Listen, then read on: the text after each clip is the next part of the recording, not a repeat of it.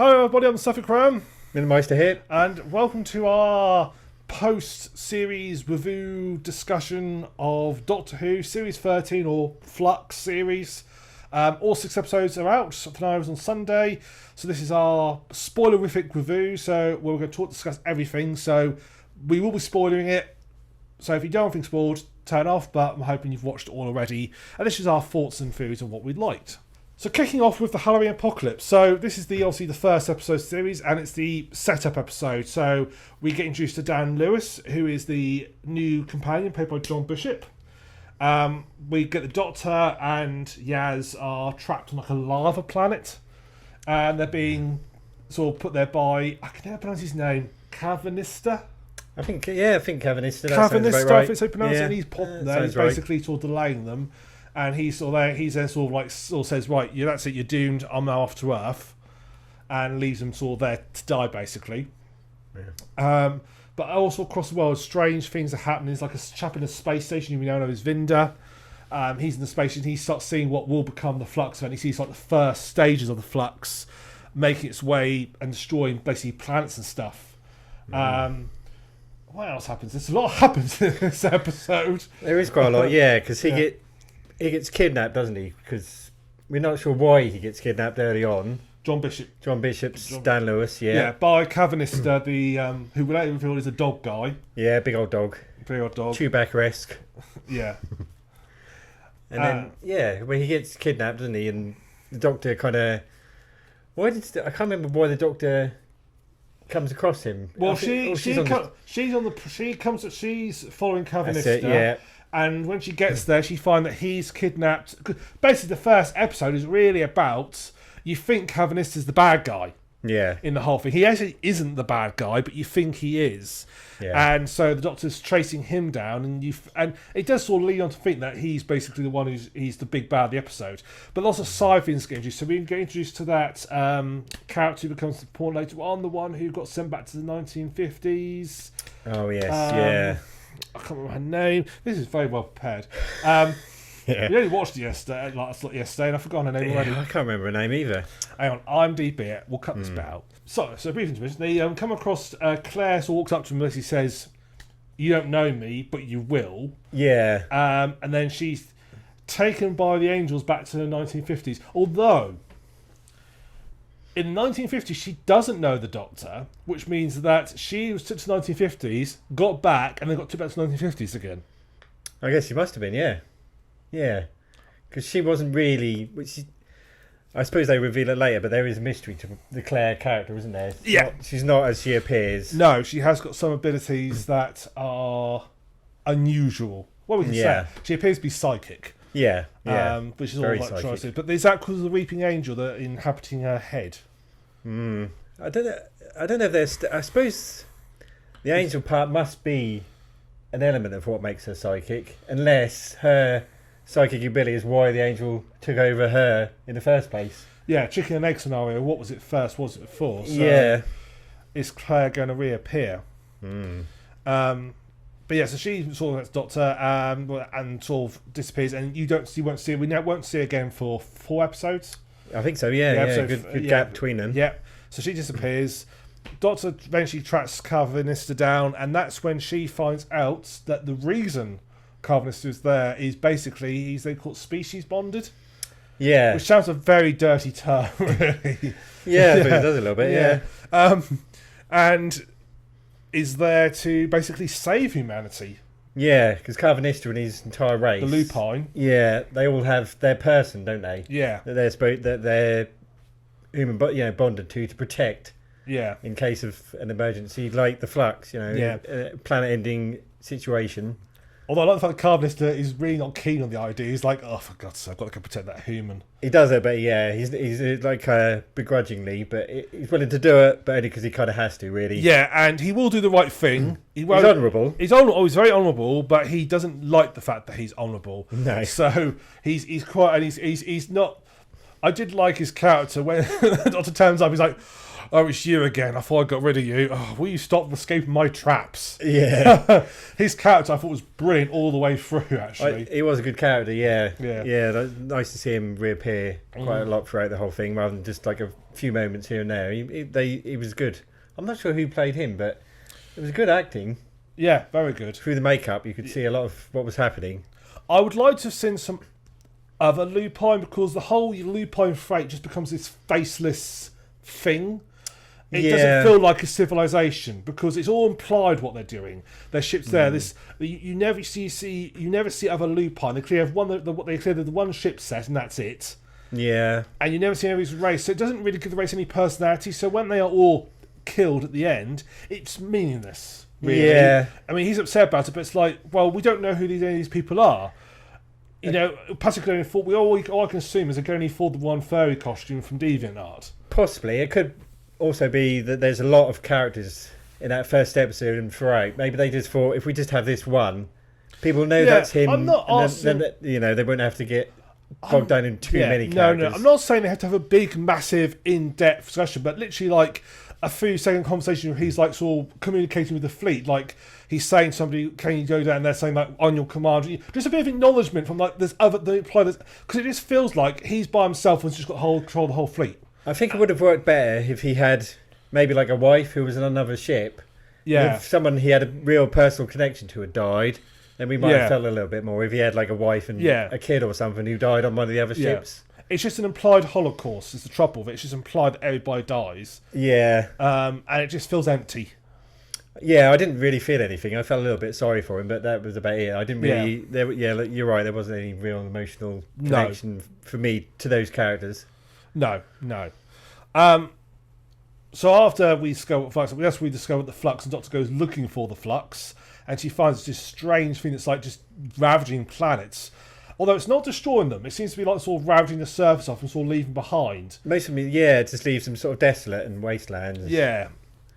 I enjoyed that, the Flux. I thought that was quite an interesting, almost kind of like a villain in the background. I like the fact that you didn't know what it was for quite a while. It took a while for us to figure out whether it was like a natural phenomenon or if was it it had a been creature? created by something. I think the Flux actually, despite the fact the whole series is called the Flux plays a very small part in it. Yeah. We only see it like 2 or 3 times, and again, the rest of the time it's sort of implied off screen. Yeah, it doesn't get much screen time. No, which is a bit of a shame. It feels slightly unexplored, because when we find out who caused it, we find out the Division are the ones who, I don't know if it's implied if they created it or they control it. I'm assuming they created it. I think they created it because they wanted to, And the Flux is basically antimatter reacting with matter, which has its problems in sort of definition, because anything that interacts with reality it would be antimatter reacting with matter is a humongous explosion. It's not that much matter reacting with a planet would just do a lot more than just ravage the surface. Yeah. So it's a little bit underpowered, actually, ironically. So when we found out about that, I'm glad we found out what the Flux was. I'm not surprised it's tied with the Division, because the Division has been a big part of the whole series. Yeah. And I sort of thought it's going to be Division are going to be behind this, because that's all where the series has been leading up to about this. Yeah, they've sort of been the big bad in the background of all seasons, haven't they? Kind of hinted at mostly sort of last season, and then throughout this season, the Division have kind of, that's when we find out they're not particularly good people. Oh no, they're not nice people at all. They're very bad. Because they were sort of a Gallifrey thing, weren't they? Another situation where the Gallifreyans had kind of gone a little bit too far. Yeah, which is implied happens quite a lot of the Time Lords. They go a little bit too far and they have to rein themselves in. Yeah, maybe the Time Lords, like David Tennant once said, they sort of lived too long. Maybe they were around. Maybe just the Time Lords in general have just been around too long. I think they're just arrogant. Yeah. They're arrogant, generally arrogant and generally narcissistic. They think they know what's best. Yeah. Because they have the power of time. Well, they're the only ones who've got power over time. But they still think that, well, we know what's best for everybody. And they had to sort of rein themselves in, as we found out with the War Doctor. Yeah. Why the Time Lords Gallifrey got sealed away, because the Time Lords were actually bad. Yeah. I think another problem with them is there was no one really powerful enough to really stop them, was there, for a lot of their time? No, they were the ultimate apex predator, really. Yeah. And they are, as it's an arrogance to sort of like, we decide who lives and who dies because we can. Yeah. It's an interesting. They portray very differently in the new Who as they were to old Who. I mean, old Who had a bit of the arrogance about them, but generally you didn't see a lot of the time. When they did, they were always a bit. They varied from being almost comic relief to just being a very. They were always portrayed as a very old-fashioned society. Yeah. Very much sort of like House of Lords type society is what they've clearly been based on. Yeah. Earlier ones, I mean, they did something. They obviously they're varied over the years because they've been portrayed since the earliest one was in 1969, the first portrayal of the Time Lords. I mean, yeah. God. So they varied, and that's when they exiled the second Doctor back to Earth and rejoined to John Pertwee, the third Doctor. Oh yes. And that's sort of their first sort of appearance. So they've been they've always been slightly arrogant, and this who's placed them as almost warmongering. Yeah, this really, all their morals have kind of just gone away now. Mm. If they want to do something, they just do it, and that's it really. Especially the division part of it, because there really is no one left who could stop them now. No, the Division's its own little thing. Yeah. And the Division is this ultimate big bad. I like the idea of the Division. Their ship is split between. We're probably slipping slightly ahead here, we'll come back to the Division later on where their ship is. Because we're getting ahead of ourselves. Yeah. Here. But yeah, for the first episode, it sets a lot up. Not really. I mean, the part for sort of subplot with Cavanista, which is the real sort of the driving storyline through the episode. Yeah. It's mainly set up. And Yeah. this is a thing you see a lot through this series. A lot of stuff. There's about 3 episodes which are just setting things up. Yeah. We go back to the 1800s, don't we, for the Victorian, the tunnel builder. Yeah, we forgot about him. Yeah, but we don't really know anything about him in the first episode. No, he's just kind of introduced, and they're wondering why he's building all those tunnels. Yeah, and he's an eccentric. He's just like a little introduction. Yeah, and then you could almost forget about him really after that. If he didn't come back, you just think, what was that about? But he kind of makes the occasional appearance, right? The series. He doesn't become important really until episode 6. Oh yeah, where he actually becomes important of who he actually is and what he's been doing. That's it. Yeah. So yeah. He makes a brief appearance in episode 5. Does, but he's only on the boat. He appears briefly in all the episodes, but very briefly. Joseph Williamson, I think he is. He's a real person. Yeah. Oh yeah. He's based on someone real. Yeah. So that's episode 1 then. Yeah. So chapter 2, War of the Sontarans. So we end up episode 1 with the Doctor and gang basically in front of the Flux event as it's about to hit the TARDIS. And then it goes to phase to black, and then they're happy to be on a 18th century battlefield. Yeah. And that's it. There's no explanation how they got out of there. There is a little bit of an explanation in a later episode, but it's very throwaway, hand-driven away. It's implied the Division basically saved them. Yeah, yeah. Which feels very hand-wavy, timey-wimey sort of stuff. But yeah, they find themselves in the Crimean War, I think it is. Yeah. And they encounter Mary Seacole, who I'd never heard about until this episode. No, I hadn't either, actually, I must admit. We all probably heard of Florence Nightingale, but she was around at the same time. She did meet Florence Nightingale, according to Wikipedia. Oh, right. They did run into each other at one point. But yeah, it's not really... I didn't know who she was, but but she seemed like quite a cool person going to the battlefields. Yeah. So basically, also short is the Sontarans have somehow in time displaced and replaced the Russians in the Crimean War. So the army's fighting the Sontarans, and sidestep to this in modern day 2021, because shortly after they land, Yaz and Dan get sort of dragged away to different parts of the timeline. Dan gets back to 2021 to find out it's under Sontaran occupation.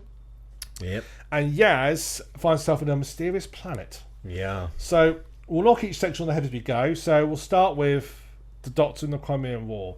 Yeah. Fun. I mean, this is probably a standalone episode, really. It did feel like that. Yes. Yeah. Yeah. Although the Flux is in it, it's only mentioned briefly. And the stuff on time, which is clearly going to be related to Flux later on, with Swarm and Azir. We didn't mention Swarm and Azir, did we? Oh no. Right. So we forgot to talk about Swarm and Azir in the last episode. So much happened. So Swarm and Azir appeared in the last episode. I like the characters. Yeah. I like the characters. Yeah, there's a lot. I like the fact that it was just Yaz and Dan. I'm glad the other 2 companions from last series were gone, because I don't think they would have fit into this storyline. No. I think that would have broken the whole thing if they were in a way. I think this was much better with just Yaz. She was the best companion anyway out of the last series. She was towards the end. She developed the most. Yeah, so I'm glad she stayed. Yeah. But the other two, and then Graham was comic relief, really. Not so much in his first season, but in his second season, he became comic relief. And that definitely wouldn't have worked in this series because they weren't going for the comedy really much at all this season. Less than most other seasons ever, really. There was very little comedy in this one. Very little. Very serious. And what was the lad called? I want to say Mickey. It wasn't, was he? That's the first. No, but something like that, wasn't it? But he took in this last series, he took a bit of a second. Again, I liked him in the first series, but second series, it's like they dumbed him down. He got really stupid quite late on for seemingly no reason, and he came across quite bland. Really. Yeah, there wasn't a lot to that character. He just couldn't ride a bike. That was his defining characteristic, really. Because he had like sort of joint problems, didn't he, and something like that. But that never cropped up. Apart from the riding the bike, it never cropped up. Yeah, he mentions it once, and it basically just means he can't ride a bike. That's about it. That's his. Yeah. Oh, poor lad. I mean, I think they developed him somewhat in the first series, but then he sort of completely forgot about it in the second series of him. Yeah. So he wouldn't have fitted in either. So no. And although Dan's character is sort of comic relief, he's not that much comic relief. No. He's a little bit got a bit more seriousness to him. There's more to him, yeah. Yeah. But yeah, so Swarman's here, I thought was played. Now, I was convinced after seeing the first episode that the one who plays Swarm was the same person who plays Vision in the Marvel films.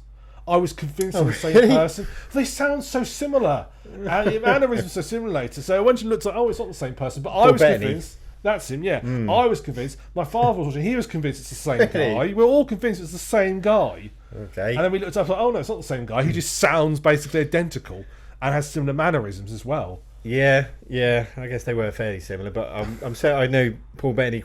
I've seen a lot of films of him, so I could detach the two. Yeah, the accent is basically the same. Yeah, they do sound similar. And with all that makeup on, I mean... Yeah, I suppose that's true. Yeah. But I like the character. Swarm's character was very well played, the sort of charisma is the wrong word, but the presence he had. Whereas Azur's character wasn't quite so... I didn't like the character design of it. I didn't like the sort of coloration, the sort of weird bright version. It just looked a bit cartoony for Azur.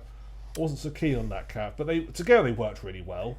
Yeah, because we should have mentioned last series. Yeah, the Doctor. I guessed that much. The Doctor was the one who imprisoned him, wasn't she? Yeah. Yeah, she was the one. Well, I think not when she was the Doctor. It was the Division imprisoned him. The Doctor was working with at the time. Yeah, she wasn't really, and she wasn't really the Doctor then, was she? She was only ever truly the Doctor after the the first proper series of the TV show. Yes. And then she took on the mantle of the Doctor, probably subconsciously because things she'd done in the past as much as anything else. Yeah. I know she wasn't aware of what she'd done, but maybe some subconscious part. That's why she drives to always save everybody. Yeah. Because she was kind of... I am intrigued by that, what she was like before. Because we've only seen one version of her past properly, haven't we? Yeah. As an adult. I think we'll find out she probably did a lot of... Although the Doctor did a lot of shit stuff. Yeah. I think it's basically... And this is almost like making amends for the crap they... And as it's one of the five corrections that Doctor generally gives second chances. Yeah. And I wonder if that's meant to be subconscious that Doctor basically... The only reason they give second chance to everybody is they kind of give him or herself a second chance. Yeah. Which they want. Subconsciously, they want a second chance. Yeah, because... Especially from David Tennant onwards, he always gave them that chance, didn't he? He said, I'll let you live if you do, but that was it. They got that chance to redeem themselves. He always gave them the opportunity, but then if they screwed up, that was it then.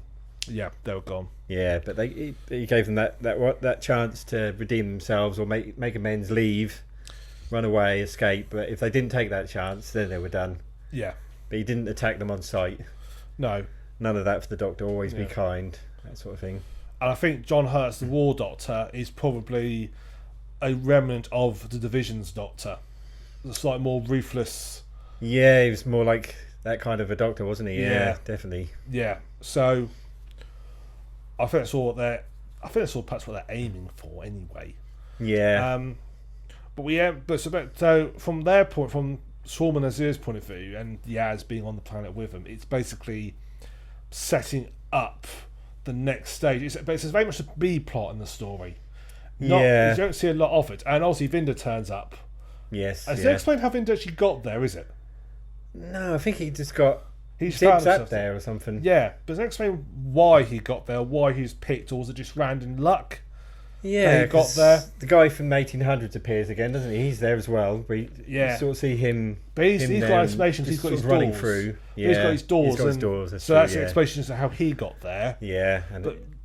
Vinny's never really explained. He just finds himself there. No, she's sent there just sort of randomly as well.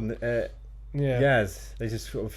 Maybe they're there because they need to be there, you know. I mean, maybe the bad guys brought them there, you know. I wonder if, because we find out in the last episode that time has a personality. Yeah. And I'm assuming time, when it's not a character called time, it is the concept of time. I guess so, yeah. I think it's and has a personality, and I suspect was moving the pieces behind the scenes. Yeah. That's an interesting concept. Is how do you defeat time itself?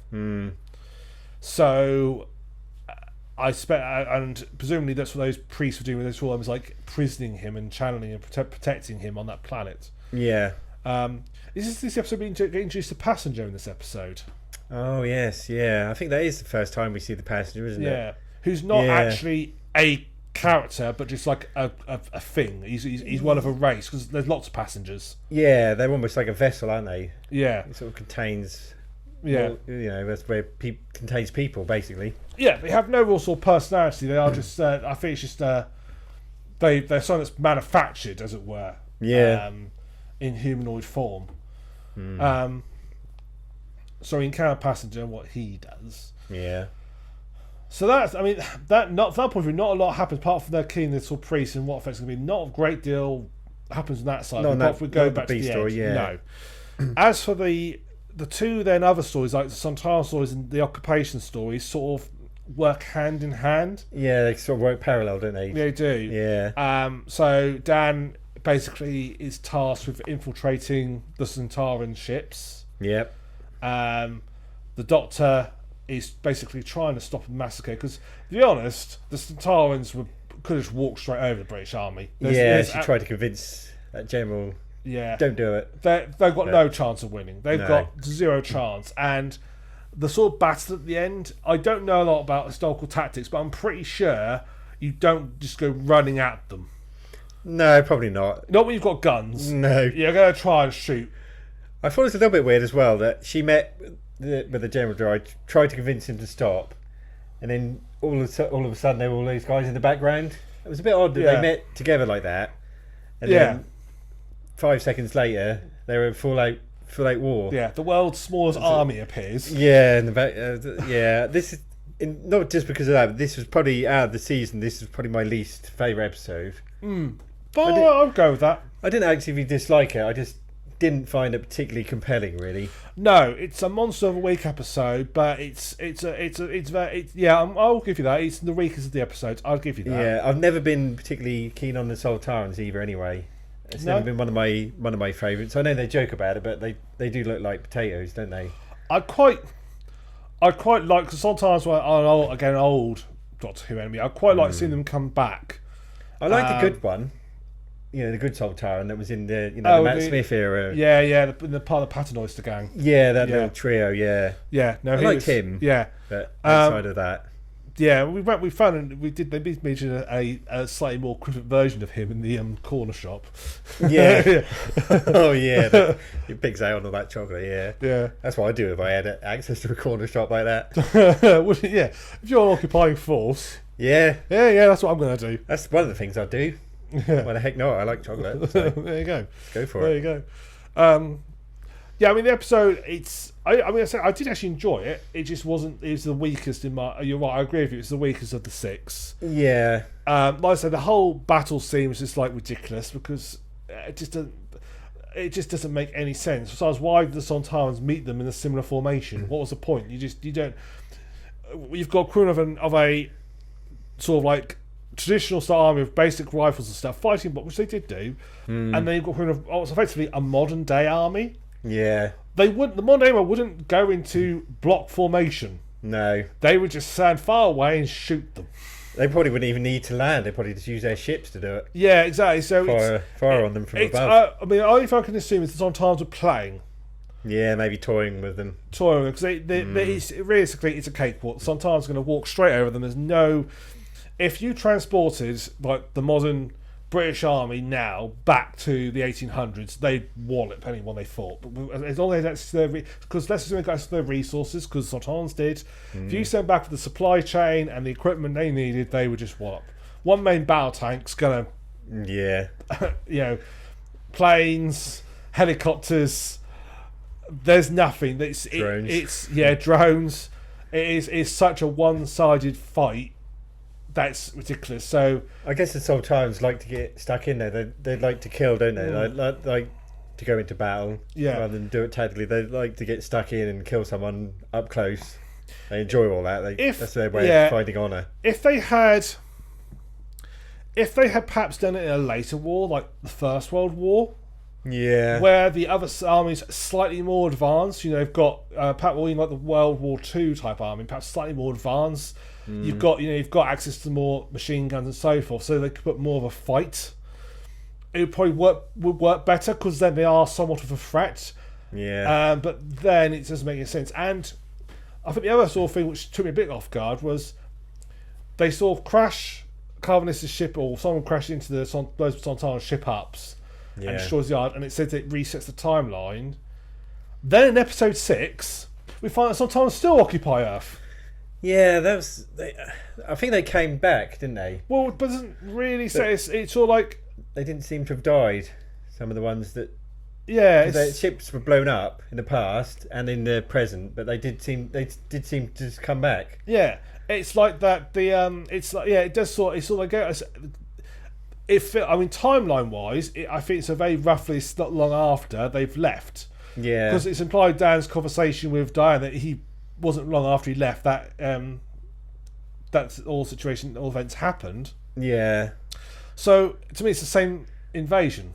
I it feel feels like a bit weird. They just came back sort of for revenge, didn't they? Was what they were saying in that later one, but this kind of set that up, I suppose. Of how they were going to resolve the ending of the series. Yeah. Yes. Yeah. It kind of didn't feel like it would, but it did come back later. Mostly because that idiot English general, or maybe it was, blew up all their ships rather than just letting them, surrender and escape. Yeah, I don't totally disagree with him with the Sontarans. No, they're not the sort of enemy who will honorably leave and not come back. No, especially after what he'd done to killed all his men. Yeah, I kind of don't disagree with him. Although bloody hell, he can move quick to get all those gunpowder barrels in place. Yeah. What do you have? 10 minutes? Yeah, blimey! He's a one. Why doesn't he just go and fight by himself? He's a one-man army. Clearly, he can move all those gunpowder barrels by himself. He was quick. Yeah. So, yeah. Maybe that medic, what was her name again? Seiko. Maybe she just gave him something to pep him up a bit. He was a medic. Maybe she gave him something. Bit of opium. Yeah, get him going. Yeah. No, but weakest episode, but still good overall, I think. Yeah, I agree with that. Yeah. So episode 3, Once Upon Time. So at the end of episode 2, the Doctor got herself to the planet Time, and she finds Swarm and Azir have imprisoned Vinda and Yaz in place of the. I don't think they gave him a name. The Timekeepers, I want to say. Yeah. I don't think they actually gave him a name. In prison, and he's basically placed them there as and he's going to sort of unleash the time stream through them and basically kill them. Yeah, they're kind of makeshift timekeepers, weren't they? Yeah, because they all look different as well. Yeah, but they wouldn't survive very long. No.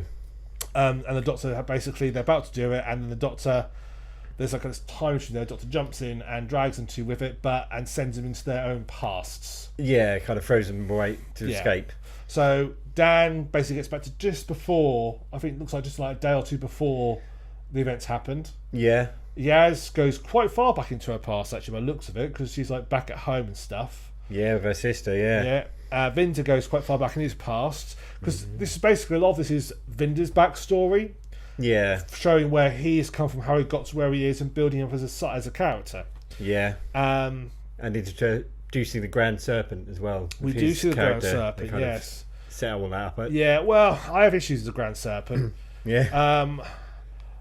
So, as Vinda's backstory, the Grand Serpent is fine. Sets it all up, fine. As a side sort of story and so forth. Him coming back to sort of be involved, setting up a unit and then working with some time and stuff, feels pointless. Yeah. It doesn't... What that plot thread doesn't really add anything. If you took out the Grand Serpent... and just have... Because you'd have got disbanded anyway. Take out the Grand Serpent and the Sontarans invade, nothing changes. I suppose he has to be in unit because he's the one who can command those ships break formation, isn't he? He doesn't currently par with the straight formation. No, I thought he wasn't when he sent them to break formation. What does he do at unit at the end? Because he does something. He says something about targeting missiles back at Earth. Oh yes, but nothing doesn't explain what exactly he does. Though, was it just a threat? Or does he actually launch them? Oh, that's right. Yeah, that's it. Yeah. He doesn't do anything to Lupari ships. That's what it was. Yeah. Yeah. So his whole role feels completely irrelevant. If you cut him out of the episode, apart from a little bit of closure for Vinda. Yeah. I suppose that's true. Yeah. And it doesn't really explain why, of all places he's come to Earth. Because it just seems such a coincidence. It just felt like they had... Here was a plot line that didn't need to be revived. Yeah, I suppose he was a bit inessential, wasn't he, really? The whole thing. Yeah. So that was my... For Finder's backstory, yes, fine, he needs to be there, but that's where his side character should have ended at that point. Yeah. But I like him as a character. I like him as... I think he's brilliantly played. Yeah. And, he could potentially be a threat further on. But as a... Coming back, not necessary. No. But we're getting a bit ahead of ourselves again.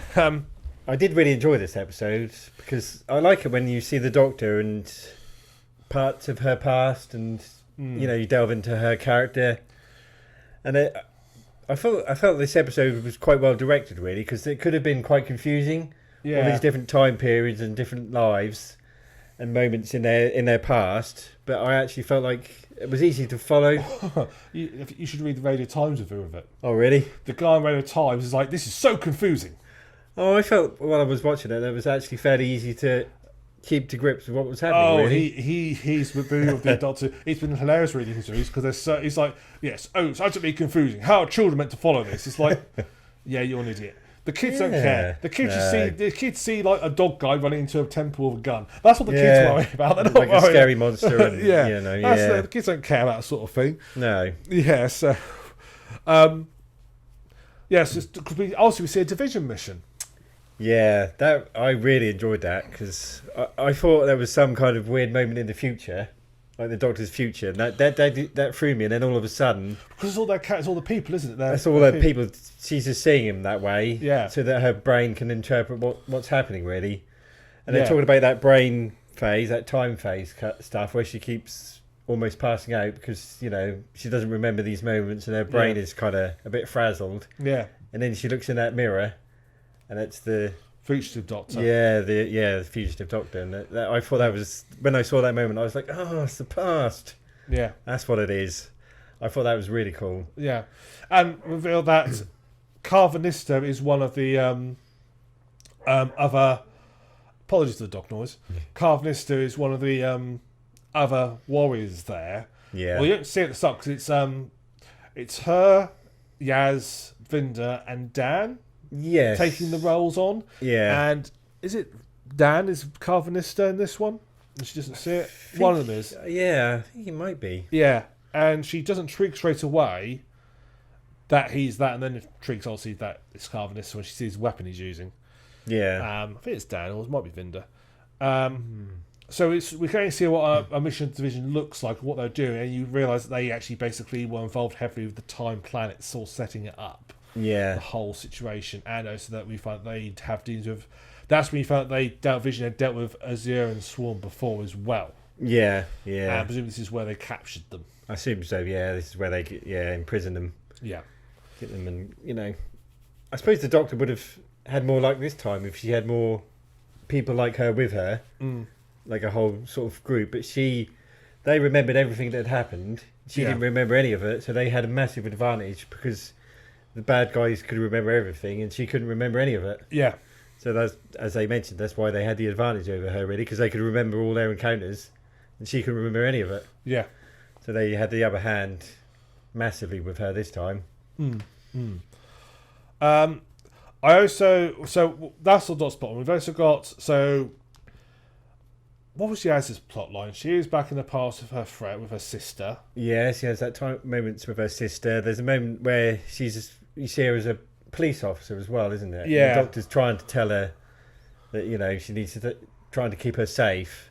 Yeah. And she keeps seeing the Doctor, and then the actual person she's with, and it sort of fluxes between that stuff. Yeah.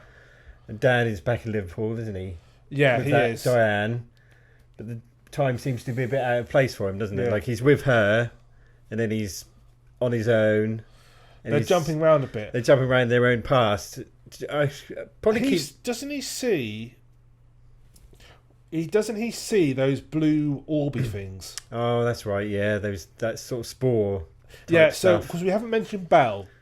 No. So the episode starts with Belle, who's a survivor of the Flux. Yeah, she narrates the beginning, doesn't she? Yeah. She's one of the people who survived the Flux event, and basically after the Flux destroyed pretty much the whole universe. Yeah. There's basically the universe is now split into like the Daleks, the Sontarans, and the Cybermen have basically got almost like roughly an empire each. They all have their own sort of zones that they control and command. Yeah. And there's a few like sort of planets left where sort of human survivors are, and she's basically visiting the planets to find them. It's just where she avoids being took by passenger. Does she land? Was that the next episode? I think that might be later, that one. I think that's the next episode 4. I think that happens. Yeah, because in this one we see the spore kill a few people, don't we, in front of her. She survives, but there's that little fat group of people in that field, and they get like the blue stuff lands on them. Yeah, and they sort of disintegrate. And she has that little companion thing, doesn't she? That little sort of emotion medical bot thing. Yeah, I think because she was pregnant, she was given one of those. Yeah, and then everything went to hell. Yeah. Yeah, I liked her.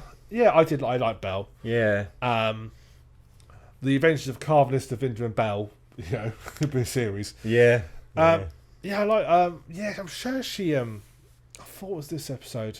It could be. It might be the one where she lands and she gets a Lupine ship, finds Survivor, and Survivor's like his. I think it's this one because she's the one. This is at the end of this episode. She watches the video of Vinder. That's when you find out Vinder's her partner. The next episode is when Vinder goes back to the planet and finds her video, which she's left for him. Yeah. So this is one where she encounters passenger. She just about escapes and realizes it's not good. That's and right. she decides to go and find out what's going on with them. But I did like a character sort of thing because you knew she was involved. I mean, I truly pretty sure she's probably, if she's referring to somebody else, she's probably with Vinder because it was the obvious choice. Yeah. There's no one else you could be talking about really that we've seen. Yeah.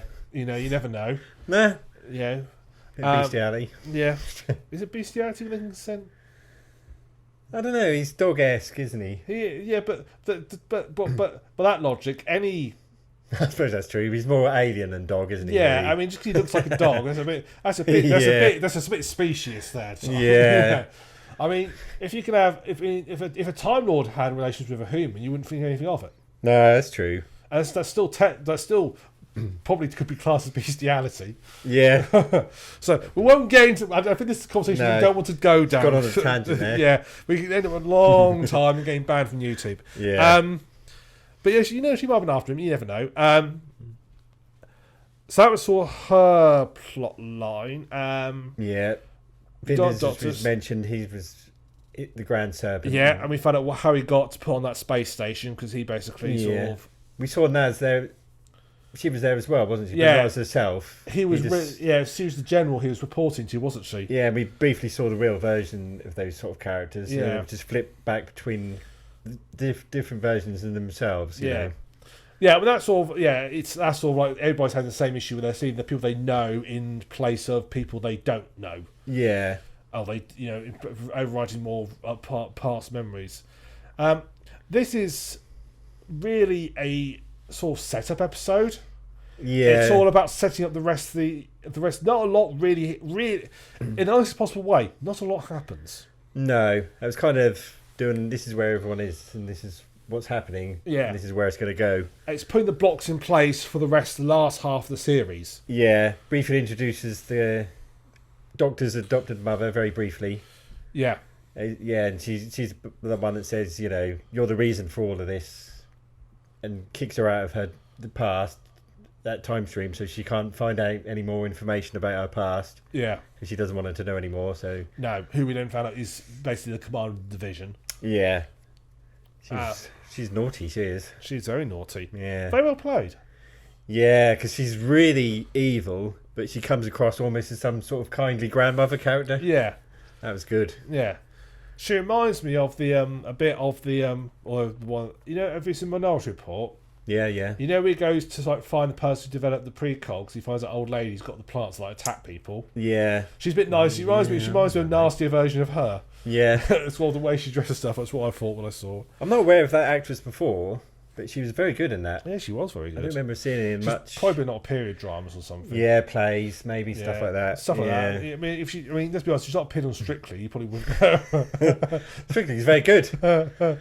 Strictly's an excellent sort of, you watch Doctor Who, then you got Strictly, then you got Top Gear all on the Sunday. Yeah. Three great shows. Watch Doctor Who, record review, watch some paint dry. No, that's a good show, man. Give it a chance. Give it a chance. Does no one in your family watch Strictly then? No, they've all got taste. Oh, I don't know. They've all got taste. So people watching know, I do my Strictly podcast on Tuesdays, okay? What, you've committed to that now? That's it, you've committed to that now. Well, I expect you to record it now and put it on the channel. I'll do it with you on Tuesday. No, I'll set it up, you can record sit there. it. Yeah, I'll just sit there and saying who, what's said yesterday? Yeah. What have they been in? Oh, a random commercial from 1990s. Oh, Yeah. right, yeah. I think that's pretty much everything. So I said it's not a lot actually really happens. It's just setting up for everything else. It ends with a weeping angel taking control of the TARDIS. Yeah. And basically they're sort of stuck with the angel guiding wherever it wants them to go. I agree with your view about Weeping Angels, because when I pictured them moving, because you talked about that episode where you see it move. Yeah, I need to look at which one that is.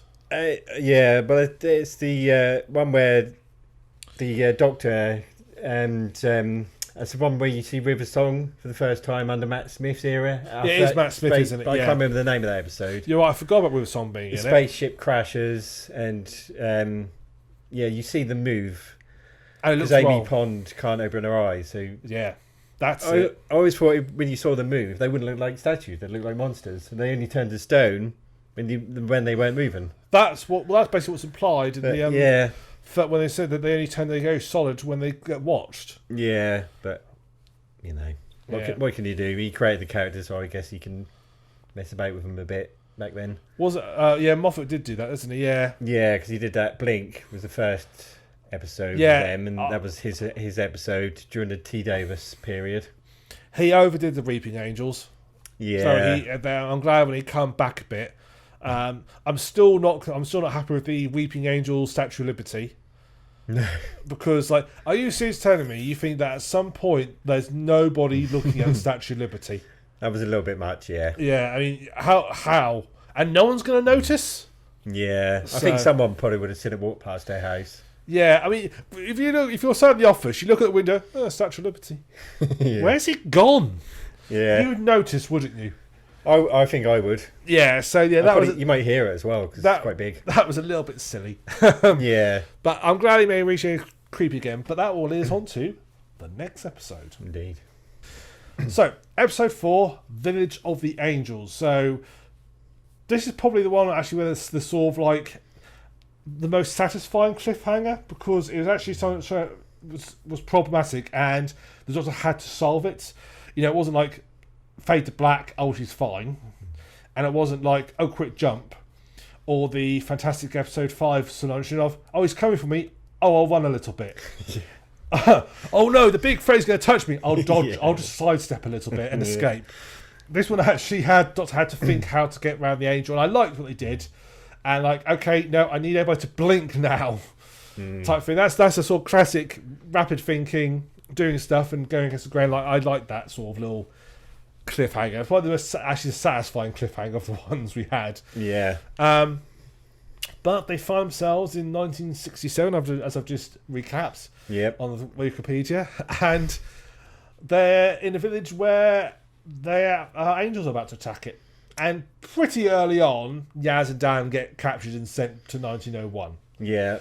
So We introduced to Claire. Yep. Who Professor Jerry Curry is working on because she's got seemingly psychic abilities. Yeah. And it appears the angels are after her. Yeah. We don't, at the beginning of the episode anyway, we don't know why they're after we don't even know they're after her initially. Just No. They seem to be rather interested in that house. And the village itself in general. Yeah, the village, yeah. Because they did it once again in 1901. So, that's right, yeah. This one is a bit more, again, it's a bit more of a Monster of the Week type episode. Yeah, a bit of a horror story. Yeah, and because the guy who wrote this, I think it's the last actually wrote this, wrote the filler of Dushe, the one where the Cyberman turns up in the last one at the end. They find Cyberman. Oh, they're on that like summer retreat in the horrendous storm. Frankenstein's author and all that. Yeah, that's it. Very Yeah. Yeah. So very similar premise, the period drama, group of characters being surrounded and under siege by monster. Yeah. Pretty much the same plot line. And actually, I quite like those sort of episodes where it's all like you can feel they're being pushed up against every step of the way and they're having to gradually fall back so they can work out how to get out. I quite like those sort of storylines. I enjoyed this one, partly because this series has established that the Doctor's not going to come up with a quip and get out of the situation that they sometimes do. Sometimes Doctor will come up with a plan, it'll be done, and then they'll escape. But you knew this series, things were a little bit different, so you didn't know how it was going to end. There's a lot of, and Russell Davies was a nightmare for this. There's a lot of Deus Ex Machina with Doctor sometimes, where it's like, oh, well, in that situation, all I need to do is get my sonic screwdriver to go, wee, I fixed it. Yeah, or like a portal device that somebody sends them away from where they are. Yeah. They do. It was a bit of a devil for that sort of thing. Yeah. Also, just know how to fix it type thing at the end because it's brilliant. I had this so quick of brilliantness. No, you've just sort of like had a bit of a plot hole and just like, oh, I know, he just fixes it. Yeah. Miss David Tennant fixes it. Off he goes. This was another episode that was quite dark. 'Cause you did feel like the Doctor was really up against it this time. That she was kind of outmatched, even for the first time. She was really, really going to struggle. I think that's felt like all series though, from when she first encountered Swarman and she realised how dangerous they were. She can deal with like the little threats. Yeah, but she's basically almost in over her head. Yeah, there was just so much gunning for her this time. Yeah, she was really outgunned for the first one of the first times ever, really, throughout the whole. Because they normally solve everything by the end of the series, but even this time, she was really up against it. She didn't suddenly save the day every episode. No, and in fact loses. At the end. Yeah. I also felt that they made the angels creepy again. Yeah, they were a lot more effective this time. Yeah. They did come back with a lot more of that kind of menace that they had before. Yeah, the idea of this thing that all it has to do is touch you and that's it. You're gone. Yeah, and if it touches you again, that's it. Once you get sent back in time, if they touch you for a second time, you die. Yeah. So that as a sort of premise makes them really quite scary to a thing to be avoided. Yeah. And the fact, as you say, if you blink, you're going to get caught by them. Yeah, creepy stuff. Yeah, because if you ever tried not to blink, it's very hard. I do that quite a lot when I watch those episodes. I'm like, I can't do it. I am quite blinky anyway. Have you been watching the challenges on YouTube, the Doctor Who, like Jodie, I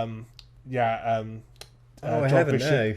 I need to watch those. They basically they've done a load of series of challenges. They also had like one day they just like got more into like random challenges, and there's like they have to like sort of like work out what there's like a box with a prop from the show and they have to work out what it is. Yeah.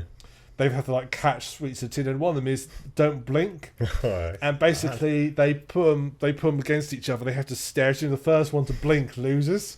I don't think anyone makes it past 10 seconds. No. Yeah, that would be tricky. I suppose if your life depended on it, maybe you'd better do it a little bit better. I don't think you would. I think yeah. if the angels actually existed, I think you'd be fucked. Yeah. The only thing is, what I never know anyone does is, for the first time, I think they actually did it in this episode. If there's a group of you, take it in turns. Yeah. It's like, okay, we can't blink. We're going to count to 3. Middlemeister, you blink on 1. I'll blink on 2. Bob blinks on 3. Yeah. So 1, 2, 3. And it's like, Yeah. just work together as a team, and then there's at least 2 of you staring at the angel. That's true. Yeah. They do that right at the end, where Professor and Joe can get past the angel. They basically take it in turns to stare at it. So there's always someone watching it. Yeah. I always but when there's I've always noticed when they're big groups they could do that. They never do. Or just perhaps get a load of dogs with you. I don't know, a load of sight hounds with you, because they dogs can stare for eternity. Yeah. So just get a load of them around you. That's not, the angel's going nowhere then. That was a good episode, though. Really I liked good. where she went into the sort of Claire's mind, did that mind meld type thing, and sort of talked to the angel. And the big reveal that the angel is basically, I'm being chased because I know about the division, and made you think, because it's such a common Who trope where the one enemy who's actually kind of nice and's gone against the grain and Doctor tries and helps her and gets something else. Yeah, but this time, there wasn't. No, that angel wasn't really in any danger, was it? No, well, it was kind of, but it was a trap, wasn't it? It basically sacrificed the Doctor to save its own skin. Yeah, or its own stone. I always thought that it wasn't so much that he sacrificed it in. I assumed it was always a trap from the beginning. And the whole thing was just a trap to get the Doctor. Maybe. I got the impression that they were. I made impression it said something towards the end of like, they're going to take you instead of me. Yeah, because she was a much bigger sort of prize for them. Yeah, so like, I convinced them to take you instead of me, which is why I brought you here. Yeah, and then she sort of went, like that, because she realised she'd made a mistake. Yeah. What her error was too late. Yeah. Because the whole thing, in that case, of invading Claire's mind would be unnecessary. Yeah. Just guard Doctor there and just trap her there, and then, because they took the village out of time. Yeah, which was neat. I thought it was going to be space and everything. Yeah, I thought it was going to be a Flux thing. Yeah, no, they just So I was thought that they sent Dan and Yaz back, and it's like, no, you guys are actually trapped. Yeah, 1901. There was still no one there. Yeah, you guys are trapped. There, we can't get to you. Yeah, and that little girl lived her entire life from the past going forward. Yeah, she saw her old self, so she lived her entire life in the past, and had to make her way back the slow way. Again, if she knew, all she has to know is say to them, so what point did you guys arrive? Oh, we arrived here and here. Right. I want to create a paradox now. And as Doctor and Yaz get on, say, right guys, you're the Doctor, you're Yaz, you're Dan. Just so you know, it's a trap. Run. Yeah. Okay? Just run. I'm going to create a paradox, but run. Yeah. Because they got trapped there and had to live there for years, didn't they? 3 years. Yeah. 3 years. Which is quite a shock. If you live from 2021 to be finding yourself in 1901, that's a fair old shock to the system. Yeah. Quite strictly for starters, Tom. No. Middlemeister, I should say. No, that's true. Yeah, no Doctor Who on TV either. Well, by if you got to send back to 1967, you'd be all right, because Doctor Who started in 1966, so it'd be just started. All repeats, 63, sorry. All repeats and reruns. No, not then. Apart from the lost episodes. You could watch the lost episodes. Yeah. So go back to time. You'd try and find a way to record them. When the angel's about to send you back, say, look, you can send me back, Please let me get my DVR recorder first. Yeah. Please. I tried to hook it up. They had HDMI sockets back then, didn't they? Let me get my DVR recorder. Let me order off Amazon quick. Order on Prime, so I'll be here tomorrow. Yeah. The converters to plug in an old school coaxial. Was it coaxial? I don't know actually. Something like that. You need. I was going to assume it's coaxial. An old school coaxial to HDMI converter. Yeah. Please let me do this, and then you can send me back. It's fine, but I will at least be able to go to the BBC and say I saved them all. Don't ask me how, they're here. I read that some of the episodes were found in like Australia and stuff. They've been found all over the place. Yeah, because they didn't wipe over them like they did at the BBC. Yeah, they're prints basically, and some were found I think some have been found in South Africa, found all over. Also, all over. I mean, they're never going to find them all. Some are gone. There's still about 100 episodes missing. Yeah. But there's a lot of stuff missing from that period of time because the BBC honestly just didn't think anyone would be interested in watching it again. No. So just overwritten. Wiped over them, yeah. Like, I think the original Quatermass experiment is gone, which is like one of the very first sci-fis ever made. Yeah. For BBC Alert, which they did redo. Anyway, we're drifting. So. Yeah. So this ended with the Doctor coming a Weeping Angel. Oh, yeah, that was... yeah. And the thing about that was they didn't really need to do that. They just did it because they thought it was funny. Yeah, which was the point. They're just vindictive, aren't they? The angels. They really are mean, cruel, and evil. Cruel's probably the cruel's the way they are cruel. They like to toy with their prey, and they're like, well, the Doctor was turned to an angel. Yeah, they did that. They've done stuff like that before, haven't they? When Amelia was counting down to when she was possibly become an angel. 10, 9, 8. The Doctor asked why you doing that, and they just said, for fun, to scare her. Yeah, they've done cruel stuff like that before. They are a nasty group of creatures. Yeah, and one of the best. Great villain, great one of the best Doctor Who monsters ever. Great lot of villains. Yep. Yeah. The SCP, where people aren't so keen on them. Sorry, have you ever heard of SCP? No, I don't think so. SCP is online. It stands for Secure, Contain, Protect. It's an online creative writing site. And it's based on this fictional organisation called the SCP, who basically find strange things and basically contain them somehow.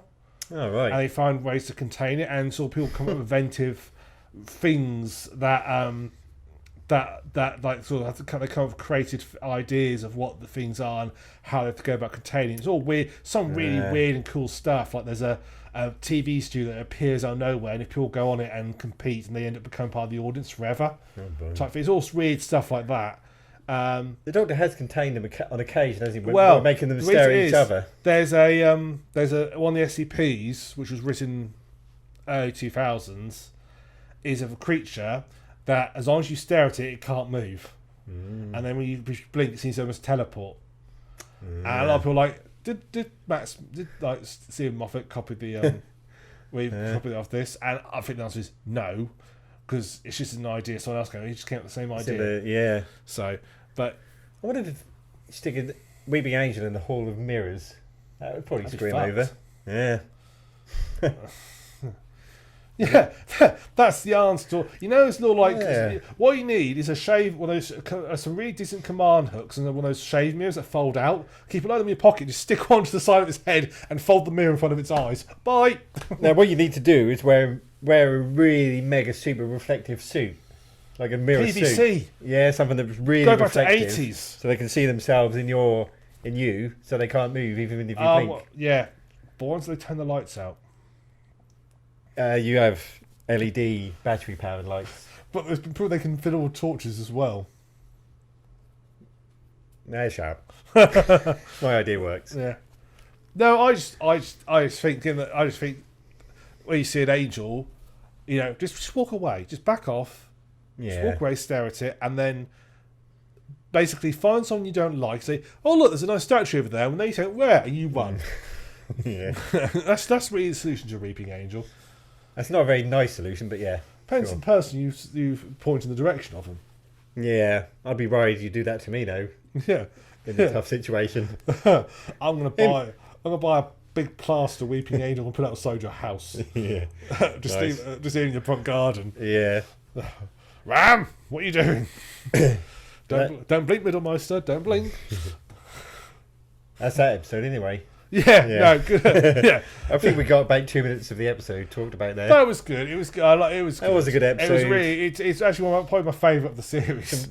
Some cool moments between the past and the present and the future, and two different versions. And because a lot of it seems irrelevant, but actually it's very relevant. Yeah, introduces the professor, doesn't he? He becomes quite a important character later on. Very important character. Part of the companions, really. Yeah, he does.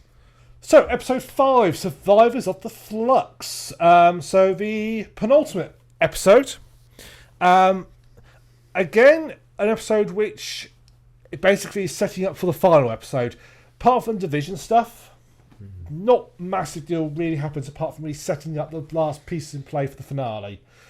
So, Doctor has been transported as an angel to the division's ship, which I really thought was a cool concept. They've managed to put their ship between dimensions, between universes. Yeah, and they're sort of in the gap in between, and they're basically destroying one universe, and they're going to move on to a new one to start fresh. Yeah, which is a really interesting concept. Then we find out this one division are behind the Flux.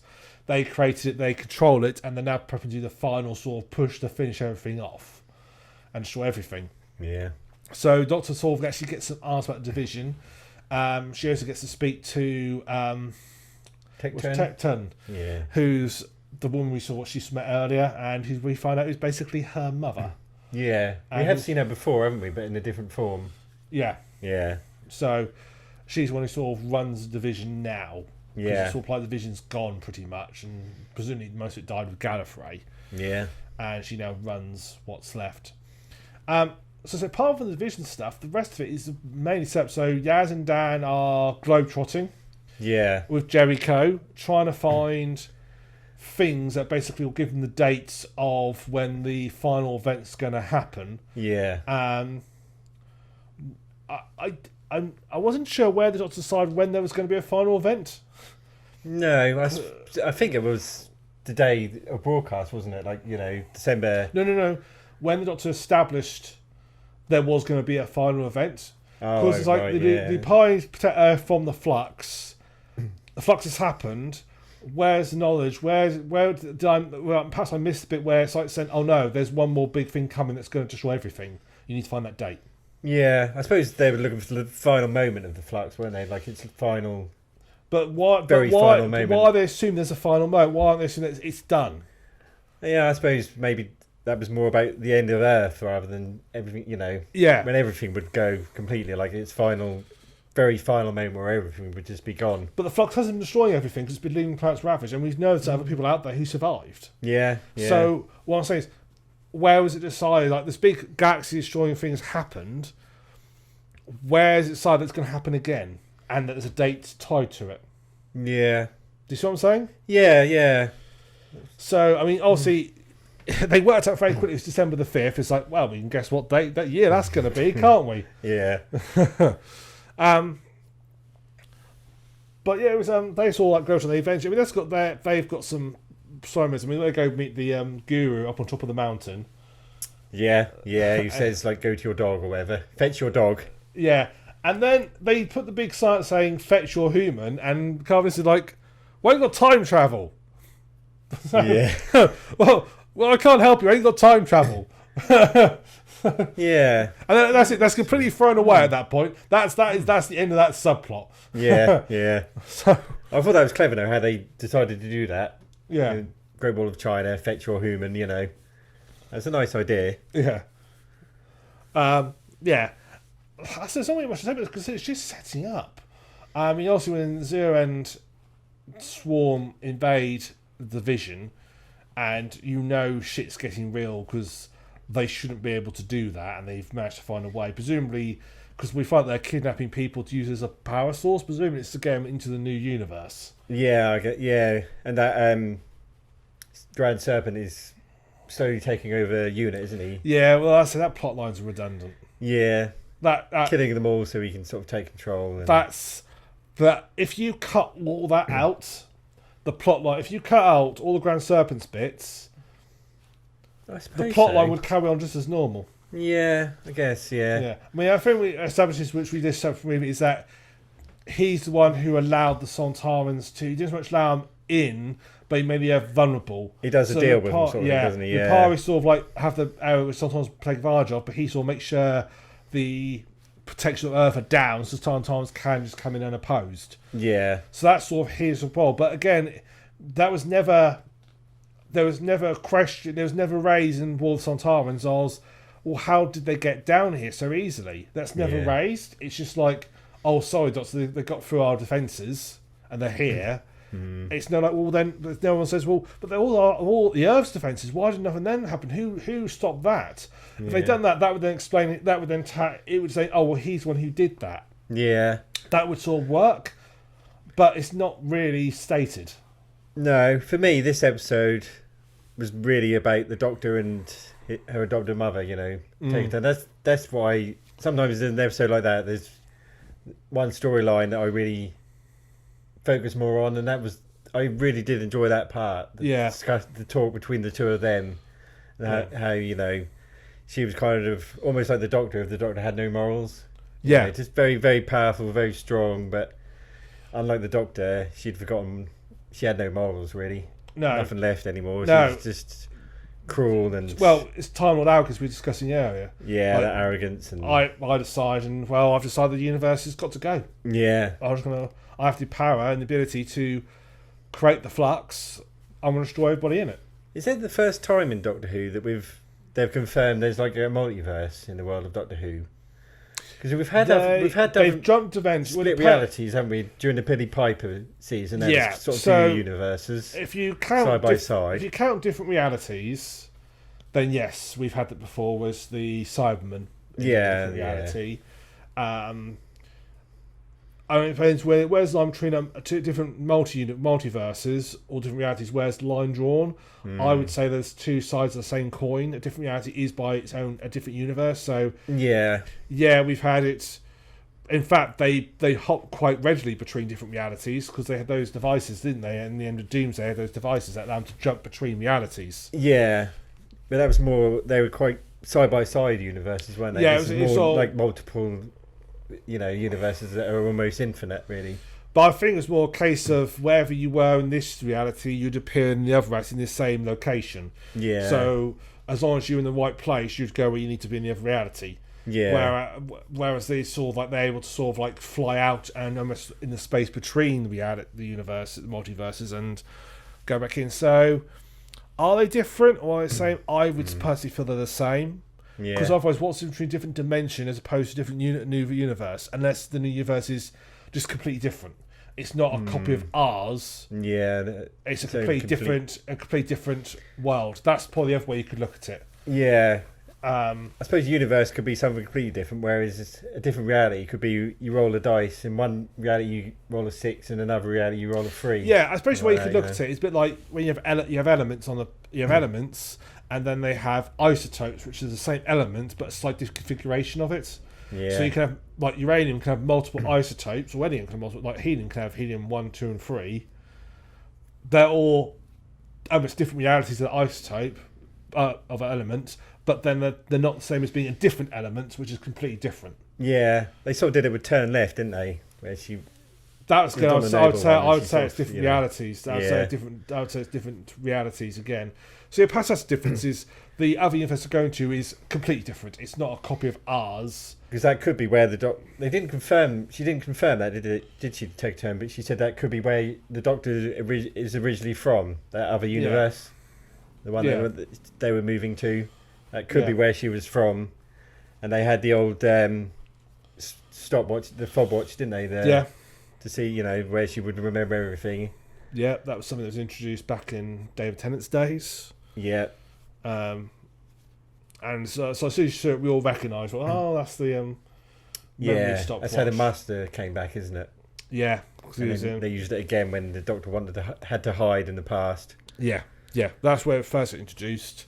He introduced it at the time of the Yah in the past, and then they meet Yana. Yeah. And they find he's got the same pocket watch prepared by Derek Jacobi.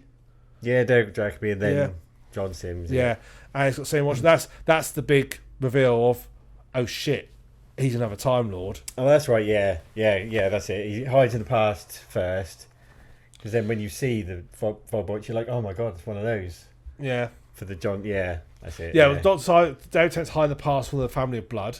That's it. It's based on that. It's actually based on a book that was written for Sylvester McCoy's era. Oh, I enjoyed that double bill. Yeah, that was really good. The actual storyline. It was when Doctor Who ended.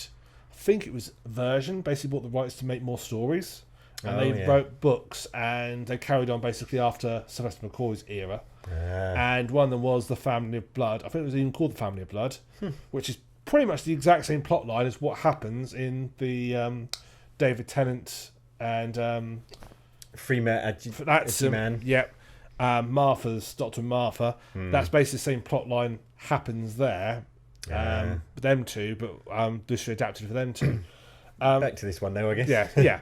So anyway, but the stopwatch thing. So she knows it's got her all her memories in it. Yeah.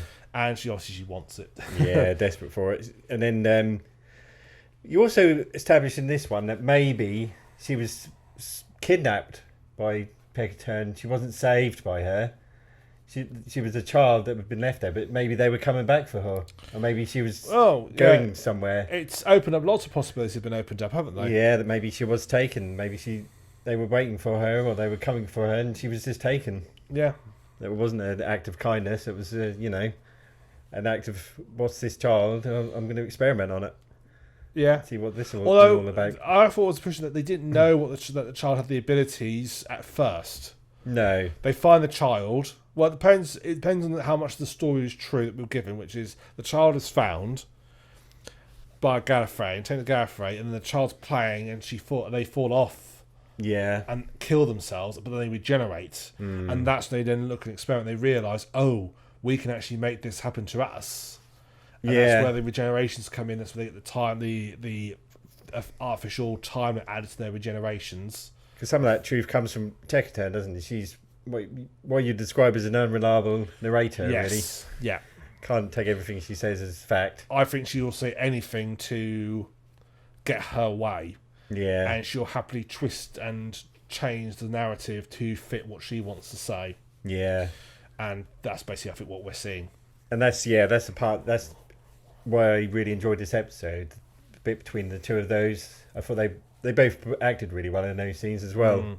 Didn't go over dramatic, didn't make it a bit soap opera-y. They just kept it, I thought that was I did enjoy the stuff in the past as well, but them trying to find evidence of when the final moment would happen. Yeah. I did enjoy that part as well. There was a bit of humour when he fell through the thing.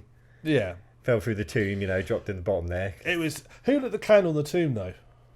They said that somewhere else. I think I said it in my review as well. You said on your review, that like all the candles were pre-lit somehow. Yeah. It's like, and there's actually, if you look, there's windows as well, letting light in. Yeah. It's like, what? Yeah. Maybe they were there already. They just dropped back down again later. I like Yaz to make a point of, we're just borrowing this, we're going to bring it back. Yeah, we'll put it back. We'll bring it back. We're not going to do a British museum on this. No. We're just going to borrow it and return it. Yeah. I like you made a point of that. Yeah, they took that person to try and sort of decipher it, didn't they? Yeah. I think that's when they got December 5th, but not the year, isn't it? But then who attacked them? That bad people. But who was attacking them? I can't remember now. No, it happens twice. Once on the train, and once with Isn't it people that believe in the myth of it and want the apocalypse to happen? But who? Who are these people? I'd have to double check the stats I don't think it's ever. Is it? I don't think it's one of them says you can't change the future. We're going to stop you, but it's never explained who these people are. Because my first thought was they'd do the Grand Serpent.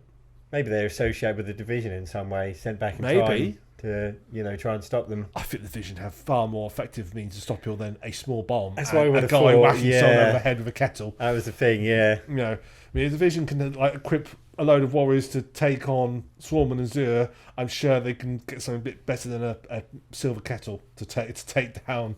Maybe it was a division. Someone's like incompetent nephew. They just wanted them to try and give them a job to do. A bit of work experience. But they weren't that bothered by that because they say the arrogance of them. They just assumed they would win no matter what. Yeah. So they just sent the work experience lad back. Yeah. It's like, how did your first day at work go? Not well. No. Not well at all. I got thrown off a boat and I'm dead. Yeah. But train. Oh, was it it's a boat, wasn't it? Was Into it a the boat? Oh, water. it was a boat, yeah. Yeah. Oh, yeah, they did. That's right. It wasn't a train. For some reason, I thought it was a train. I think the No. cabin was so small. And they were on a train at some point. Probably, yeah. But they were going on a train. I've got mixed Why up. I'm sure they got on a train at some point. Yeah. Yeah. That's it. Yeah. Yeah. Dear Mrs. Johnson, we regret to inform you that your son, whose first day at work, will not be returning, No. as he's currently somewhere at the bottom of the ocean. Yeah. I mean that was sort of I think they just had to give him something to do. I quite like the fact they've kept the Doctor and Yasna have been kept quite split up, because that's one of the great things actually when you have got lots of companions, you can split them off and they can do their own thing. Yeah, they made the most of that element of it. I think I don't think any episodes at all that actually together. Very few, yeah. I mean, apart from episode 1, they were together. Obviously, Yaz and Doctor were together. They find Dan. Then episode 2, they get separated. All get separated. Yeah. Episode 3, they all get separated. It's mostly just episode the 4, they get end, separated really. right at the start. Yeah. So until they get to the end, they actually Right. We encountered Kate Stewart. Yeah, I was glad to see her back. Yeah, I like her. Yeah, and she sets herself up as I'm going to fight you and stop what you're doing. Opposing the Grand Serpent. Yeah, Grand Serpent. He's not keen on the idea. She could see right through him. Most people couldn't, but she could see right through him. And she took the precautions to protect herself. Yeah, the psychic. So he couldn't attack her. So yeah. Oh, I have to say, have you ever watched Stargate? Yes, but not for long. I've seen the movie and a few episodes of the show, but I'm not a viewer. The Gou'uld, the Grand Serpent's little snake thing looks so much like a Gou'uld, it's uncanny. Oh, really? Yeah, and because as soon as he dropped out and sort of like came out the other person, I said it's a Gou'uld. And then it jumps and climbs to his back. I mean, that's where in canon, the Gou'uld basically climb off your mouth, and they pull themselves around the back of your neck. Yeah. And that's what they are inside. It's like, oh, we've got Gou'uld in this. Crossover. Very much a crossover. I mean, literally the design of them is spot on. So that's what I immediately thought when I saw that. Yeah, I mean, I say it's very much let's just get everything ready for the finale. Yes, but I still really enjoyed it. Oh yeah, especially the Doctor storyline of it. Yes, I really enjoyed that part. Yep. And then the ending where the bad guy comes and he's coming for her. He kills Take a Turn, and then he's coming for the Doctor. You knew when they came back, she would just run away from him. Yeah, you knew that was going to happen. She didn't even run very far. She saw like sort of like she does a little twirl. It's like you know when it's like a small child running away, isn't it? It's like, oh, I'm just going to run to the other side of the room. Yeah. Or like when your dog, like you want to go come on, you need to come outside for your walk. No, I'm just going to run to the other side of the room and get away from you, type of thing. That's sort of defense mechanism there. It was quite amusing. Yeah. I'm surprised he didn't kill the Ood. Yeah, maybe they like Ood. Maybe they do. Everyone likes an Ood. Everybody likes an Ood. Yeah. The tagline. Yeah, everybody likes an Ood. Yeah. Okay, so on to the final episode, The Vanquishers. So this is where it's all been leading up to. This is where everything's going to get resolved. Nothing's going to be left hanging whatsoever. There's going to be some weird plot lines that people forget about. It's all going to be nice and satisfying, concluding in a nice 1 hour slot. So it is literally let's tie everything together. So we finally find out what the Sontaran's plan is, because Sontaran's plan didn't leave, and how it involves the Grand Serpent, and their big plot to basically wipe out their other enemies from the galaxy, the Daleks and Cybermen, in one fell swoop. We find out a bit more about the division, what Azure and Swarm have been up to, and sort of what their sort of final plan is to finish off the Doctor. And we also find they actually now say in this one what the Flux actually is, which you already discussed earlier what the Flux is. Yeah. My problems with this episode was it was so much had to happen. It was really fast paced. Yeah. I did enjoy the episode, like you said in your review, but there were elements where it just felt so rushed, a lot of it as well. Yeah. It could have been done being an hour and a half long. Yeah. Unfortunately, I don't think the BBC would allow them that much time on a Sunday night, unfortunately. No. It was, yeah, I don't know what happened first. I don't know how Chris Chibnall writes this. Did he have the end in plan and wanted to know how he was going to get there. And then everything sort of he's then sort of had to put the filtration in front, or did he like sort of count up the ideas, have a rough idea what he was doing, and then had to type an awful lot in 60 minutes? I suppose some of it will be concluded in the New Year's Day special. Yeah, There will be some things, obviously, that will be addressed there. My main issue is what state is the universe in now? That's my issue as well. 'Cause Yeah. it's implied the whole universe is destroyed. Yeah, there's a few... so I think some planets were almost completely destroyed. Well, the rest were just left desolate. I'm not really sure. It's implied that the final Flux event's going to finish everything off, and the final Flux event actually happens. Yeah, but it gets sucked into the passengers, doesn't it? Yeah, but the only one it was finishing at Earth. Earth is Yeah. like the last place it's going to hit. Yeah, so I'm not... So That's the one thing I'm a bit concerned about. What state is the universe in yeah, now? it's like next series Doctor Who. The Doctor basically just lives on Earth now because there's no one out there anymore. Yeah, I don't know if the New Year's Day one is going to address that and Well, try there's and Daleks in it. go back and fix things. Yeah. I mean, the Daleks gone, the Sontarans gone, the Cybermen gone. I thought what was going to happen was because Azure and Swarm basically say they have the ability to reverse it. Because they can reverse it, we're going to watch it again, and then we're going to reverse it, watch it again. I thought, well, if they can do it, surely that's leading on to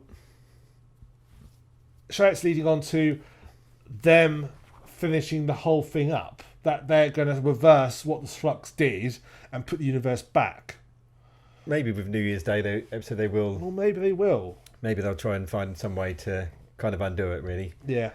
If not, this is Chris Chibnall's hand over to the next two Russell. There you go, Russell T Davis. Yeah. There you go. Have fun. Yeah. I've done my absolute damnedest to fuck this up for you. Russell T Davis did like episodes centered on Earth, so he's covered. He did, and he did destroy the universe a few times. Yeah, he's done it a bunch. But undid it every single time. Yeah. So I'm not sure where it's going to go from there. It's. I said I enjoyed it, but so much. It was actually.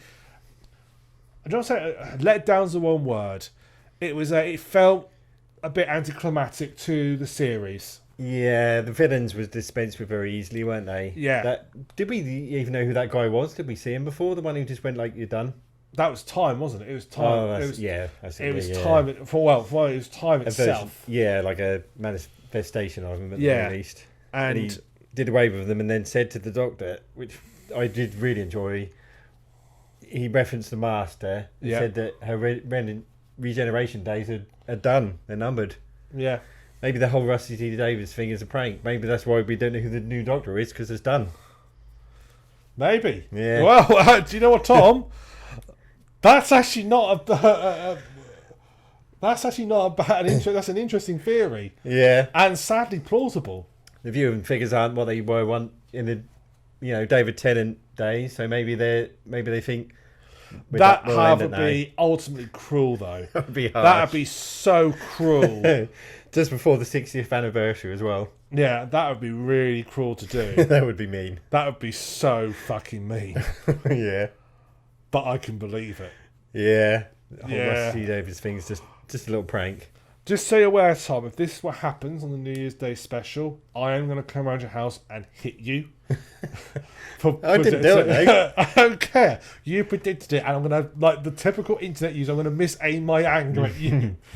I'm going to be devastated and smug at the same time. Smug-ovate. Yeah. Told you. Smug-stated. Told you. Smug-stated. Yeah. Told you. Yeah. Oh, you'll be getting texts, but I think they will continue it because. Oh yeah. I think it does still do very well for them. And it's not about the room it's about all the tie-in stuff. And I mean, they're releasing games still for Doctor Who. There's plenty of merchandise. Doctor Who does very well. It's not just about the ratings of the series. It's about everything else around it. I do think Doctor Who has slipped into the old habit where there's a fine balance, Doctor Who, between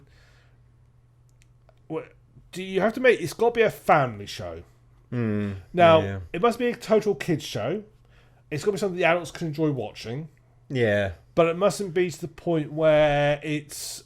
Because what I mentioned before, where the people who grew up watching it end up working on it. Because they were older, they made more complicated plot lines that they would like, but forgot who the primary audience was, and that you need to keep the youngsters, because if you watch the Doctor Who goes out through the decades, it gets more and more mature. When you get to sort of Colin Baker's era, it gets quite mature and very dark in places. He wasn't very nice, was he? His Doctor.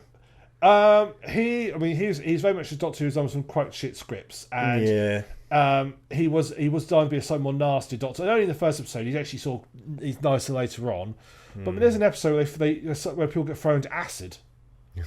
Right, and they get thrown and river around in acid. There's a whole episode where it's basically about this place where they just execute people for fun and TV ratings, and people die of dehydration, and there's a lot of really dark stuff goes on in the Colin Baker's era. Yeah, and that was the mistake they went down a bit. And also, I think Moffat went a bit that route, that a lot of his stuff got. You can have the more complicated plot lines, but you've got to make it engaging for a younger viewer. Yeah, this was complicated for young viewers, this series. Yeah, although I think young viewers wouldn't necessarily care too much about it, because as long as the Santarans are fighting British people, British Army Redcoats, that's fun, that's cool. Or as long as it's got the sort of cool moments in it, it doesn't matter too much. You can do both, but some of his stuff was so cerebral. Episodes, so it got too adult, and I had big issues with some of his plot lines. I still disagree heavily with the whole heaven plot line, where the people were dying, going to heaven, and they're all like saying, don't cremate me, which I think is a horrendous message to put out there for children to see. They might not have cottoned onto it now. I don't know. I think there'll be someone that's going to say, well, so they're saying don't cremate me, they can feel it. And we went to Granny's funeral yesterday afternoon, and watched her get burned. Kids are annoying anyway, so screw yeah, tough, innit? They did get complaints about that. Did they? Yeah, they got quite a few complaints about that episode. I said they were going to, and they did. So, you could see it coming, because that is just too dark. That went too far dark route again, and then Chris Chibnall has lightened up a little bit. He went too far the other way. Yeah. Some of his episodes were more light-hearted, were almost children's TV show episodes. This one was dark again, though. Yeah, this one was on the right balance. Yeah. I think it's about the right balance. It's still got the sort of comedy bits in it. It's still got the kid-friendly characters in it and so forth. But it's got the more serious, slightly scary stuff. It's on the right balance. This one was about the right balance, I'd say, where they were on this. Yeah. I just don't... It could, but it's very close to going slightly too far one way or the other. I'm looking forward to the New Year's Day one, because it sounds like the Master will be back from what that time. Yeah, I don't feel it'll be the New Year's Day one, though. Do you not? No, I think that's setting up for the next series. You don't think that will all wrap up? That's a hell lot to wrap up. Yeah, T. Davis might want his own Master now, but it could be setting up what's to come. Yeah, I'm still waiting for the Lord of War from way back. Yeah. That guy who's mentioned. I keep thinking that's going to show up someday. Yeah, but maybe never. I mean, every sort of showrunner has sort of took its own direction, and the whole division, Timeless Child, and that sort of stuff is clearly Chris Chibnall's thing. Yeah, and they whether they'll carry on with Russell T Davies, he'll wrap it up. I mean, he's got a hell of a lot to wrap up in 1 hour. Yeah, possible, but a hell of a lot to wrap up. And I think if they did, it'd be very unsatisfactory. Yeah, true. They do set up things for the next guy, don't they? Because like David Tennant, his Doctor set up for Matt Smith's era. He set up the cracks in the wall, didn't he? Because he had that massive Cyberman walking through London, and no one remembered it. Yeah, but and he said it's funny that no one can remember this. Yeah, but to be fair, that's been a running joke in Doctor Who for ages. Yeah, true. That was a running joke. I think that was part of that, because I think that was Matt Smith does mention it, doesn't he? Yeah, I think that's just happens. a happy callback. That's been a running.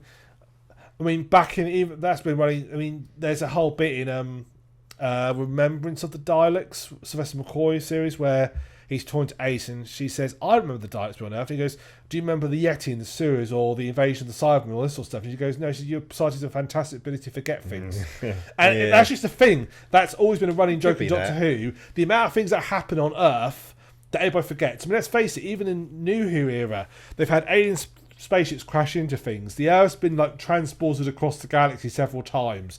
So many things have happened to the Earth. Wasn't that all forgotten though when the cracks came? Yeah, but that was their sort of reset. Matt Smith, to me, Matt Smith was the Matt Smith era was almost a soft reboot. Yeah. In that I felt Matt Smith's era was completely disconnected from Tennant's and Eccleston's era. Yeah, new showrunner, I guess, as well. He completely reset everything. New TARDIS, new Doctor. It was a complete fresh reset, and I like the Matt Smith era. He's probably got my favourite overall era. Capaldi's my favourite Doctor. He just was lumbered with some terrible scripts. Yeah, he had one fantastic season. Yeah, where they really they got their sort of nailed it. Yeah, but that was pretty much it for him. But he was brilliant as a Doctor. As a Doctor, he was brilliant. She's been good as well, I think, overall, really. I think she had the same problem as Capaldi. She has the last series was pretty good. Yeah, the last series was pretty good. This series, the first series was pretty rubbish. Yeah, they struggled early on. The first series got too. They struggled to find their feet, definitely. I think they got too much children's TV special. Yeah. And, like sort of, let's do a children's why drugs are bad. That's not his background, though, because he did Broadchurch. The first series of Broadchurch is the best thing ITV have probably ever done. I mean, let's look at something. I think the key bits that still stood out as a sore thumb to me was in Rose episode, which I like the Rose episode, but there's a bit where I really need to know his name. Yaz and the other guy. Why is his name? And they are discussing basically racism in sort of modern day and what's the school and how bad and all sort of thing. And it feels so out of place in the whole episode. It feels like something you'd see discussed. It feels like something I'd watch at school. Yeah. And there's another one where it's like, and I was like, well, the whole point of the episode, you're making the whole point of the episode about how racism is bad, because it is bad and it is wrong. And the whole thing is a blot on history that is a shame it exists. It happened. Still happening now as well. Well, yeah. But you're making your point about this. You don't need to then come and whack it us around the head with it and make it clear. It's like the same one where they end up on Future Earth and they've been devastated by, global warming. Okay, the point got across, but then you had to put a big bit at the end, explain it's not too late for you to do something. You place to do something about it. We got that. Yeah. You didn't need to tell us. Some of them were a bit preachy. Yeah. Yes. It exactly was. He didn't do that this series. No, he kind of moved away from all that. I think what this has proven actually is Chris Chibnall. And I don't think he's very good at writing one-off episodes. I think he works better. Broadchurch, which was his masterpiece, really, that was all one continuous story each season. I think that is his bread and butter, really. And I think that's what he this because he's written basically apart from episode 4, which he co-wrote. He's written every episode. This was a very good series, to be fair. Very good series. Excellent. I still stand by that the last episode was a little bit of a letdown. A little bit anticlimactic, yeah. Yeah, but again, I think he'll run himself into a corner. But he clearly works best when he's got a big overarching plot line and he can tie it together. That's where he works best. He can't do small episodes. No. And that, if you look back, all ones which were crap that he wrote tend to be the one-offs. Yeah. Once in the week episodes. Where the overall arc episodes that he peppered in there they were really good. Yeah. So that's a weakness on him, his part, really. He's not worried about. He doesn't seem to be worried about upsetting the fan base, does he? With some of the massive things that he does. To be honest, by the time let's face it, the part of the fan base would have already been pissed off that you cast a female Doctor Who. Yeah. So the fact that they cast a female Doctor Who has already pissed off half the fan base, and once you piss them off, well, you might as well not bother worrying about them anymore because you're not gonna piss off the rest. Do you think the next one will be a female again? I don't know. Because he seemed torn between certain men and certain women that were going to carry on. I know who I'd love to play next Doctor Who, but we'll never play next Doctor Who. Yeah, Idris Elba. Yeah. Yeah, you always say Idris Elba, and I always say Hugh Grant. Yeah, but Hugh Grant was they just thought about being Hugh Grant Doctor Who. Yeah, I know, but I would like to see him. I'd like to see him as Doctor Who. It's not a screwdriver. If it's not the script, he won't do that, though, will he? Yeah, he plays the same character in every film he's ever been in. Certain TV series now where he plays some people very different from that, but I know what you mean. But I would. Hugh Grant's basically Boris Johnson. Yeah, if I could actually pick anyone, it would be Michael Sheen, but. Yes, I would. Now that I would go with Michael Sheen would be a fantastic Doctor Who. Yeah, I'd love to see him as a Doctor. He'd be. No, I actually, he'd be really good as Doctor. Yeah, I'd really enjoy that. Yeah, and he's a fantastic actor. He's a really good actor. He's saying he's becoming a non-profit actor now. Like all the work he's done, he does. Like his pay will almost entirely go to charity now. Oh, awesome. Yeah, so maybe Doctor Who, because that's a regular gig. He was in an American show called The Prodigal Son, where he played a serial killer whose son worked for the FBI and he helped him crack cases from his cell. And that got cancelled, so he's got no job particularly at the moment. He's got no commitment. Yeah. He would be so I'm good. with you that Middlemeister. I think he'd be a great choice. Yeah. But I suppose we'll find out. Well, Hopefully we'll find out on the episode. Yes. Not 2 weeks before in You were some saying this earlier. special. Yeah, because I hate that. I'm with you. I think they should keep to the last minute. They should. I mean, I'm the one that even reveal they're going to do regeneration. They should do what they did with Crystal Eccleston, where the last episode he just regenerates. Yeah. Because that took everybody by surprise. Yeah. I remember that now. Yeah, we didn't know, did we, ahead of time for once. Yeah. I wonder if he'll come back for the 60th.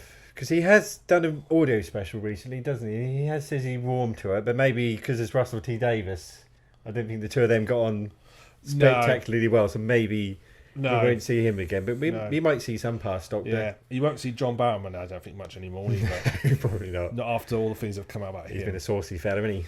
Maybe we might see Matt Smith back briefly. He's got quite a big career now, I know, so maybe not. Yeah, no, I mean, he still does a lot of TV.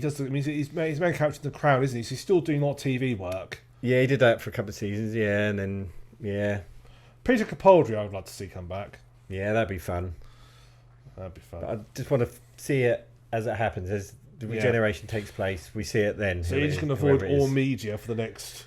That's impossible, though, isn't it? If you go on YouTube for 5 minutes, that will all be there. If you come across for 5 minutes of the one show, that will be mentioned there. That'll be everywhere. That's the problem. That's why you mistake for watching the one show.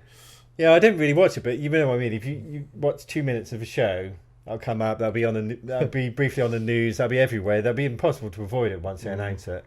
But I just hope they don't. That's the trouble at this day and age. It's basically possible to avoid spoilers for things. Yeah, I just want to see it when it happens. That'd be great.